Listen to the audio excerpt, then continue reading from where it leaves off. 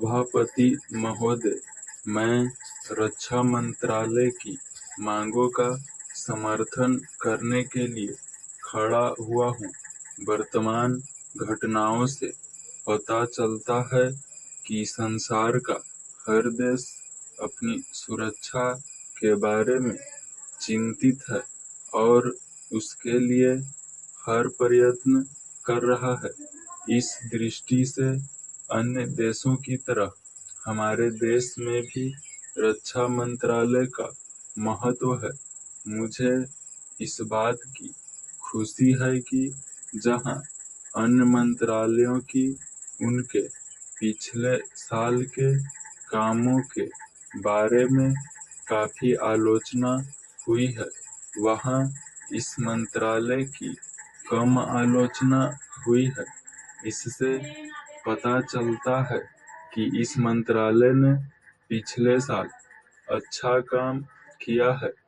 मोटे तौर पर किसी भी देश की सुरक्षा नीति का लक्ष्य यह होता है कि दूसरे देशों, खास तौर से पड़ोसी देशों के साथ मित्रता के संबंध स्थापित हो और हम एक दूसरे के मामलों में हस्तक्षेप न करें। लेकिन उसके साथ यह भी जरूरी होता है कि हम अपने देश की सीमाओं और अखंडता की रक्षा करें। इसलिए हमारे देश का यह कर्तव्य हो जाता है कि हम अपने पड़ोसियों के कार्यों पर पूरी नजर रखें, क्योंकि आज तक हमारे देश पर जो संकट आए वे हमारे पड़ोसियों से आए हैं। 1965 में पाकिस्तान के साथ जो लड़ाई हुई और उसके बाद ताशकंद में जो समझौता हुआ, वह सिर्फ कागज पर ही रहा। पाकिस्तान ने उस पर कोई अमल नहीं किया। इस दृष्टि से बहुत जरूरी है कि हम अपने देश की सुरक्षा की हर तरह से व्यवस्था करें।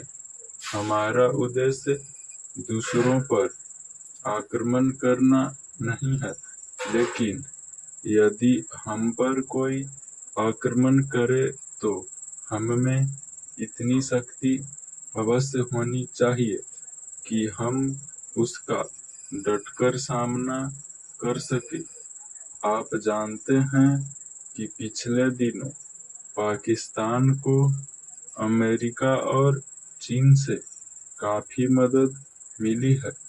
रक्षा मंत्रालय की रिपोर्ट में भी कहा गया है कि पिछले साल अमेरिका ने पाकिस्तान को 1500 करोड़ रुपए की फौजी सहायता दी है।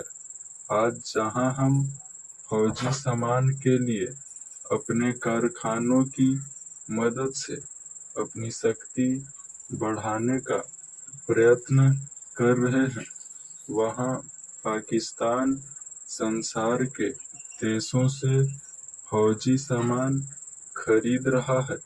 अपनी नीति के कारण वह सब देशों से लाभ उठा रहा है।